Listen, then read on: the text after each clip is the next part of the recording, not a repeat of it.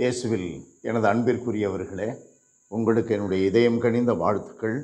வணக்கம்.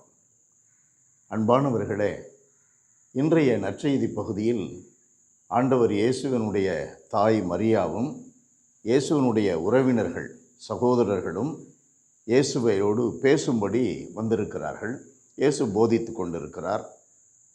யார் என்னுடைய வார்த்தைகளை கேட்டு அதன்படி நடக்கிறார்களோ, தந்தையினுடைய விருப்பங்களை நிறைவேற்றுகிறார்களோ, அவர்கள்தான் என்னுடைய தாய், சகோதரன், சகோதரி என்று இயேசு போதிக்கிறார். இது இன்றைய நற்செய்தி பகுதி.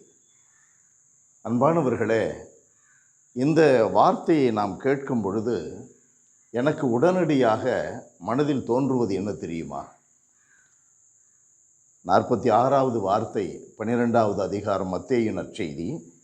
அவருடைய தாயும் சகோதரர்களும் வந்து அவருடன் பேச வேண்டும் என்று வெளியே நின்று கொண்டிருந்தார்கள்.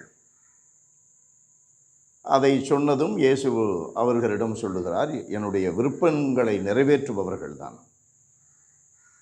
என்னிலே தோன்றுகின்ற எண்ணம் என்ன தெரியுமா? 2வது அதிகாரம் 4-5 வசனங்களிலே 5வது வார்த்தையிலே யோவான் நற்செய்தியிலே அன்னை மரியாவை பற்றி ஒரு வார்த்தை சொல்லப்படுகிறது. என் மகன் இயேசு சொல்வதையெல்லாம் செய்யுங்கள். பார்த்தீர்களா?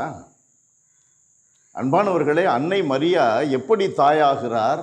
பெற்றதனால் மட்டுமல்ல, அவருடைய விருப்பங்களை நிறைவேற்றுவதனால் தாயாகிறார் என்பதை அந்த யோவான் நற்செய்தி 2:5 நமக்கு சொல்லுகிறது. அவர் சொல்வதையெல்லாம் செய்யுங்கள்.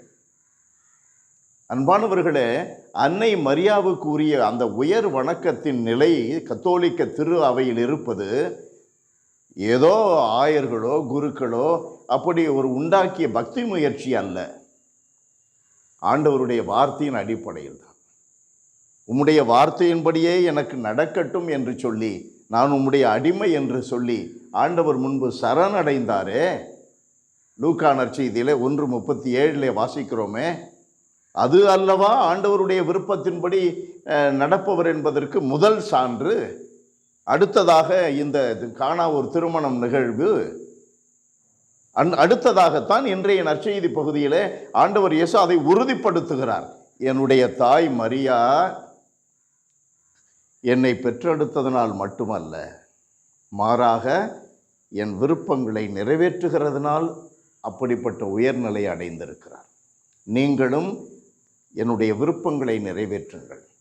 தந்தை கடவுளுடைய விருப்பங்களை நிறைவேற்றுங்கள். அது முக்கியமானது.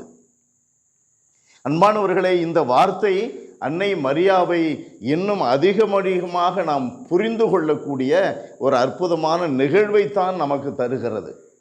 தந்தையினுடைய விருப்பப்படி நடப்பவன்தான் பேறு பெற்றவர்கள், அவர்கள்தான் அறிவாளிகள், அவர்கள்தான் பாறை மீது வீட்டை கட்டிய அறிவாளிக்கு ஒப்பாவான் என்று மத்தேயு நற்செய்தியிலே 7:24 வாசிக்கிறோமே.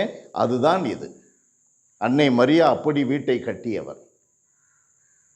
நம்முடைய வாழ்க்கையிலும் மரியாவை நாம் வணங்குகின்றோம் என்றால் அந்த மரியாவை பின்பற்ற வேண்டும். மரியாவை போல இயேசு சொல்வதையெல்லாம் செய்ய வேண்டும். கடவுளுடைய விருப்பங்களை நிறைவேற்ற வேண்டும். அன்பு நிறைந்த எங்கள் தகப்பனே, உயிருள்ள எங்கள் கடவுளே, உம்முடைய விருப்பங்களை நிறைவேற்றுவதில் முதன்மையாக நிற்பது எங்களுக்கு கல்வாரியிலே உம்முடைய திருமகனும் எங்கள் மீட்பருமான இயேசு கிறிஸ்து அளித்த அன்னை மரியா. உம்முடைய வார்த்தையின்படியே எனக்கு நடக்கட்டும், நான் உம்முடைய அடிமை என்று சொல்லி தன்னையே தாழ்த்தி கொண்டு உம் திருமுன் சரணடைந்த அந்த அன்னை மரியா எப்பொழுதும் இயேசுவோடு இருக்க விரும்புகிறார். இயேசுவை தன்னோடு வைத்துக்கொள்ள விரும்பியே இயேசுவுடன் பேச வேண்டும் என்று தன்னுடைய உறவுகளை எல்லாம் அழைத்து வந்திருக்கிறார் என்று நற்செய்தியிலே வாசிக்கிறோம். அன்பு கடவுளே, எப்பொழுதும் நாங்கள் உம்மோடு தங்க வேண்டும். உம்முடைய விருப்பங்களை நிறைவேற்றுவதின் வழியாக உம்மோடு தங்க வேண்டும். அப்படிப்பட்ட வரத்தை எங்களுக்கு தருவீராக. இயேசுவின் நாமத்தில் தாழ்மையோடு ஜெபிக்கிறோம் பிதாவே. ஆமென். ஆமென்.